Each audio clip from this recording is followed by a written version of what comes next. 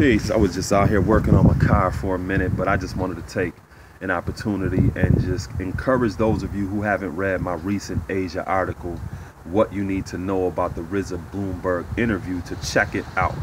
You can go to www.atlantischool.blogspot.com or just put in Atlantis build in Google, and some of the searches that come up will take you directly to my website, Asia, and you can read the article there. Now, there's a couple key points that I made in that article that I just wanted to take a moment to summarize here, and again, encourage you to go and read it for yourself. Now, number one is we have to keep in mind that we're no longer in an information age.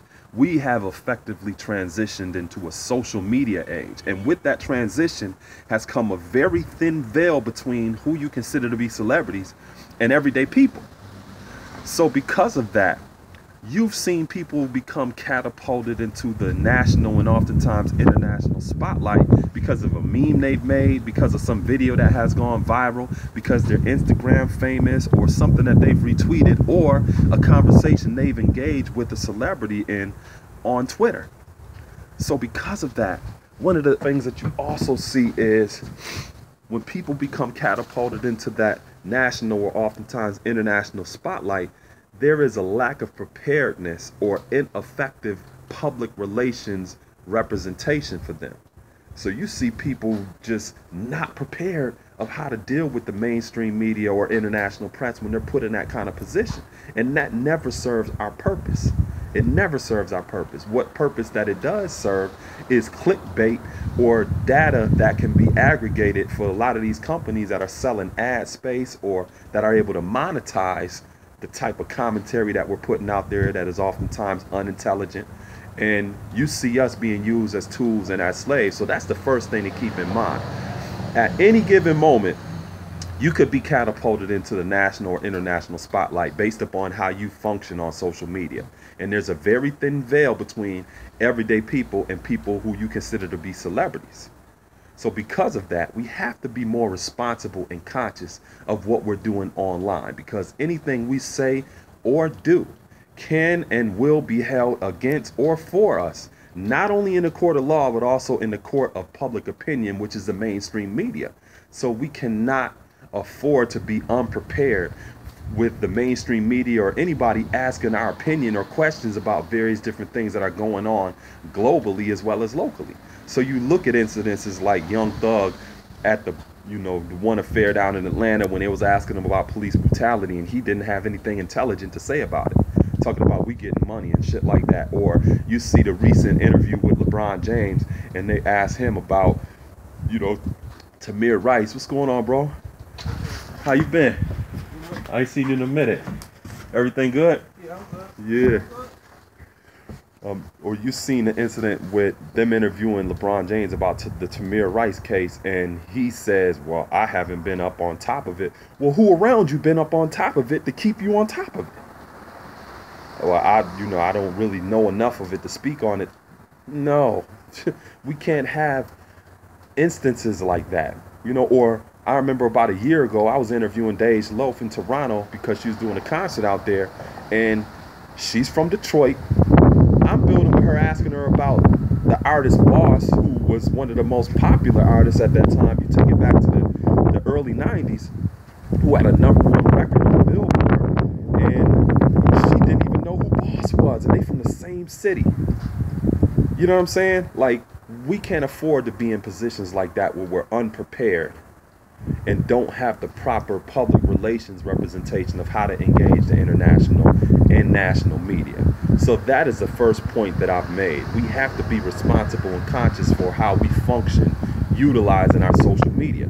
The number 2 point, which is also very vital to keep in mind, is that anytime we're doing an interview, know who's interviewing you and the constituency or the customer base that they represent. When you look at a Bloomberg interview, all of these people that's giving their opinions, just saying they agree with RZA and all this other stuff, or they disagree with RZA,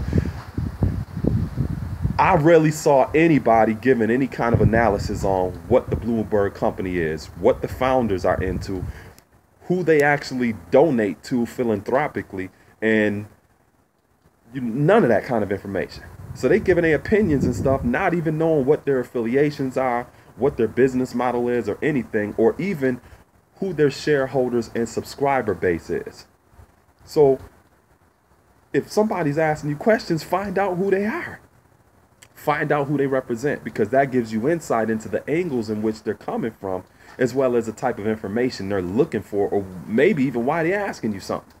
You know, we've in the past have seen the media go into urban communities and deliberately look for the black person with the shower cap on so they can ask them questions about the incident that went down. The media nowadays has become so sophisticated that they can tactfully shower cap anybody that they're asking questions from and make them look the exact same way that a lot of us looked in the past. So we have to be prepared, and we have to know who's interviewing us and who they represent, instead of just giving our opinions and saying what we think about stuff. Find out who they are. You can do that. You know what I'm saying? Find out who their shareholders and who their subscriber base is. So when you look at the RZA interview, you find out that their shareholders and subscriber base don't look like RZA. Over 85% of the people who are subscribers and shareholders of that company are middle-aged white men with money. So that conversation, that interview, was for them. That is the primary audience that was broadcast to and shared with. Not us, that's outsiders, that's giving our opinion. And those of us who are giving our opinion don't realize it, that we're really the second wave of audience members who are being measured in terms of our ideas about that interview as outsiders. So in other words, that interview was first shared with the shareholders and the subscribers to Bloomberg. That's who it was for. After that, to get some kind of analysis and to aggregate the perspectives of the outsiders of that interview, then it was shared with the public outside. So some of y'all opinions and stuff like that are only being used to reinforce the conversation that, in a metaphorical way, that was going on with this one black man in this room full of white executives with money. Before you give your opinion, you have to be conscious that that was the context of that interview. And if you notice, in this commentary I'm sharing right now, and even when you go and look at my interview, I didn't co-sign a lot of the stuff, and I didn't even mention certain stuff in that article, because I realized that some of those perspectives are going to be used to reinforce some of the conversation that was had in that boardroom with that one black man with those white executives around that table who got money. So we have to be conscious and aware of that before we're sharing our opinions and saying what we think. Find out who the interviewer is and the constituency and who they represent, because that gives you more insight on how you need to respond to something that you're seeing online. So again, if you haven't read the article, I encourage you to go check it out. And it's at www.atlantischool.blogspot.com. And also share your comments about it, and I appreciate you sharing it as well. And like I said, when you read it, you see also that it wasn't necessary to call RZA names and to say what he's doing is dumb, or his opinion is this, that, and the third, or ridiculing or ostracizing him, because a lot of us do things that are questionable each and every day. And that's one of the reasons why I emphasize we need to be conscious that we have transitioned from an information age into a social media age, and we need to be more responsible, because a lot of us do things that are questionable too each and every day. I see it in my timeline, I see it on Twitter all the time, but I don't just go off calling people names and criticizing and ostracizing and ridiculing people. I present a perspective that is constructive, because we can engage each other intelligently, right? So I will this was inspiring, empowering, and educating, and gave those of you a little bit more of a analysis on why I wrote that article, and to encourage those of you to check it out who haven't read it already. Peace.